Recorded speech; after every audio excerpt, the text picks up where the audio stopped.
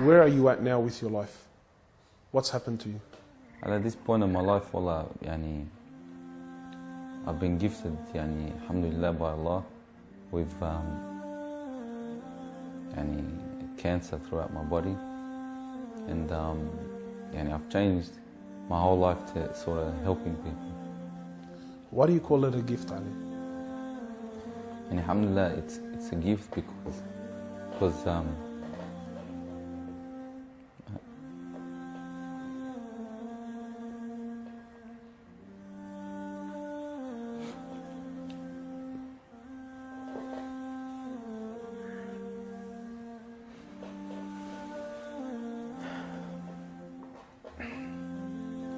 and it's a gift because Allah's given me a chance to change. What has having cancer, what has it opened your eyes to? SubhanAllah, everything in life, even the smallest gift, like breathing fresh air.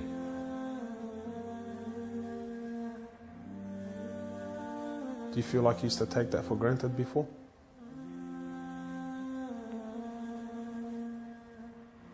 How long have you had cancer for? 4 months now. Ali was diagnosed with stage 4 cancer and given only 7 months to live. Upon finding the news, he immediately sold his successful business and was forced to reconsider the lavish lifestyle he was accustomed to. Everything was to change. Ali, what was your reaction when you came to know you had cancer?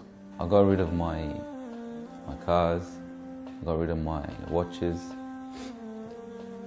even my clothes. I took them with me overseas and I gave them to a lot of people up there, alhamdulillah.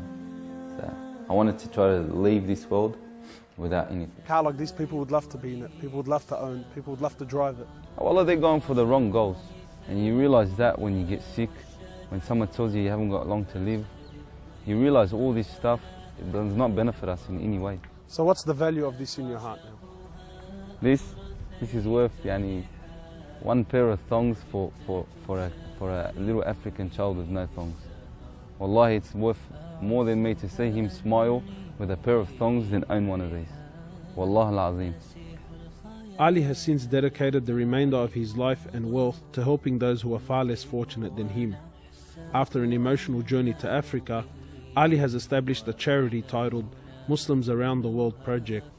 The organization wasted no time in the construction of a masjid and a school in Africa to serve as an ongoing charity for him when he finally has to depart this world. Well, it all started from when I went to the cemetery when a brother that has cancer passed away.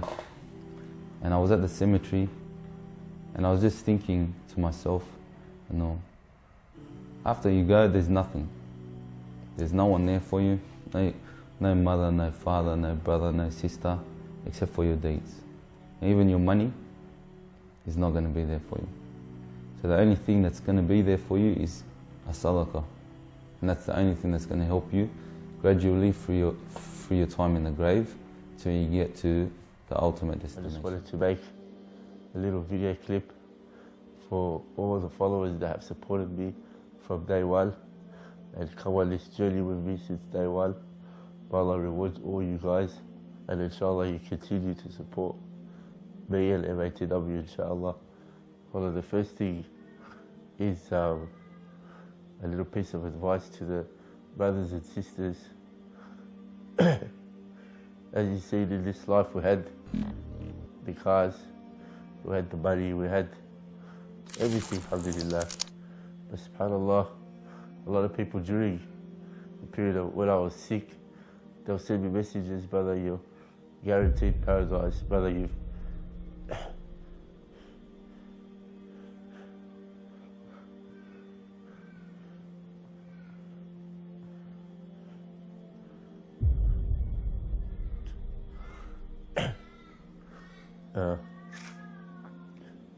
brother, you've done so much for the community, for the ummah, but subhanAllah, this,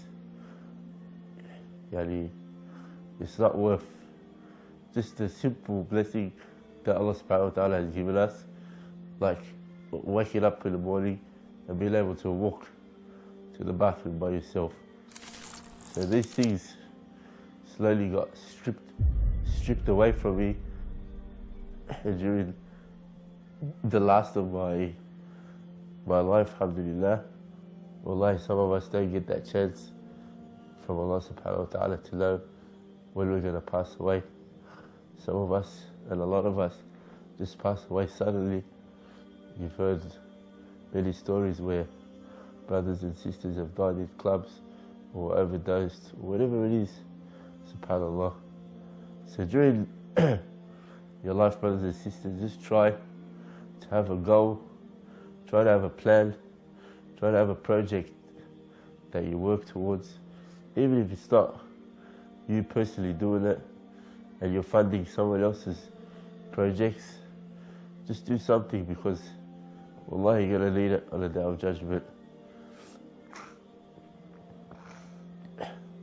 And for the brothers and sisters that are chasing this life,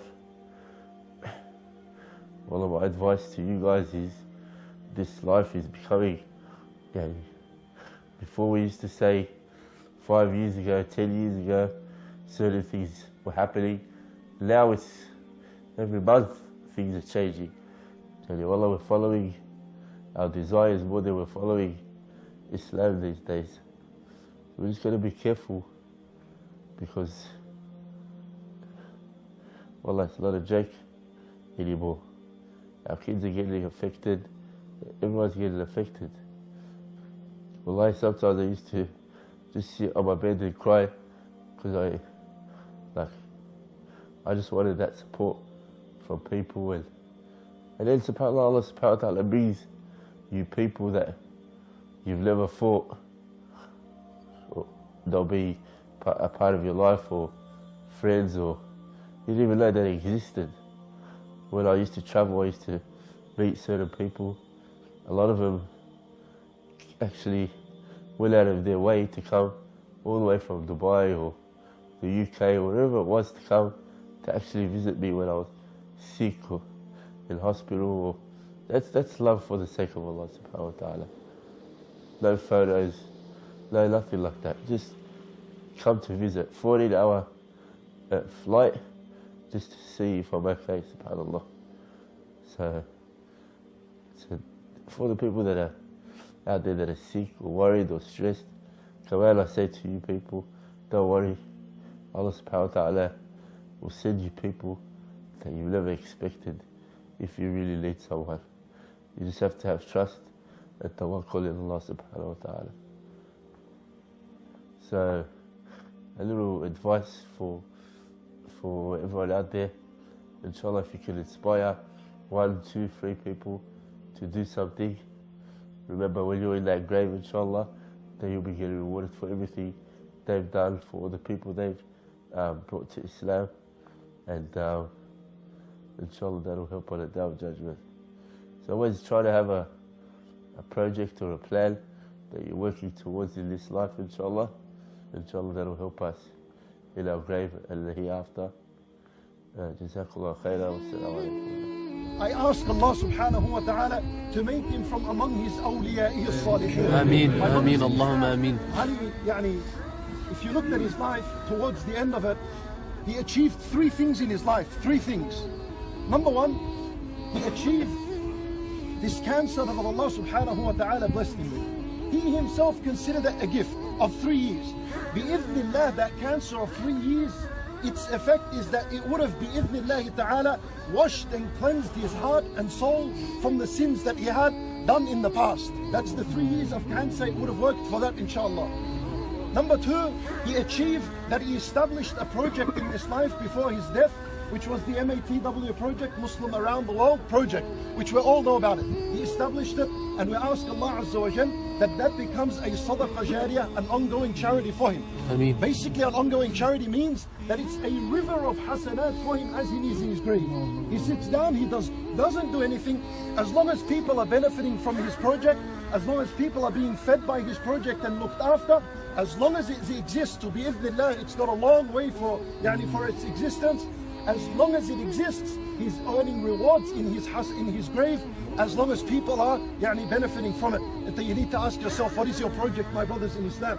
Ali, when he's resurrected on the Day of Judgment and he stands before Allah, very easy to say, oh Allah, this is my project. This is what I did for your sake, and this is what I present before on the Day of Judgment. On the Day of Judgment, when you're resurrected, what's your project? What's this big thing you're working on that you're going to present before Allah and say, oh Allah, this is what I did for your deed? Ali had something, MATW project, with no hesitation he'll come up and say, this is my project. That's his second achievement. And the third achievement, and this is biyadillahi subhanahu wa ta'ala, that he died during the blessed month of Ramadan. 3 years of sickness. Who would have expected he's going to land right in Ramadan and way into Ramadan on the 11th day?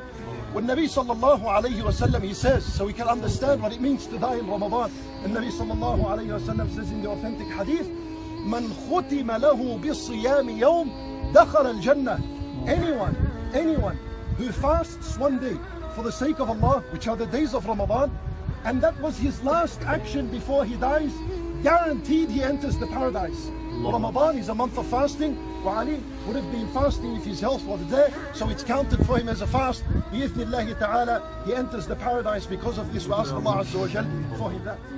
This is the end of the rich, and this is the end of the poor, and this is the end of the most beautiful woman, and this is the end of the most ugliest, and this is the end of the poor and the rich. Everyone, this is the end. Heather, this is the end. Fanta, you're supposed to wake up and you're supposed to realize that you don't have much time in this life. Very soon we're gone. Allah Azza wa Jalla says, Alhaakum at-takathur. This has distracted you. At-takathur is this, the money. Alhaakum hatta zurtum al-maqabir. Until you visit the grave, until you die and you're buried. And Allah Azza wa Jalla is saying, until when? Until when is this going to distract you? Until the day you die? By Allah, I can guarantee and swear to it that more than 90% of us here have enough money to live for the next few years. But still you find you busy. Busy doing what? Rafi salat in the masjid, no Quran, nothing of the good. Whatever he can, and he gives it like a joke like this.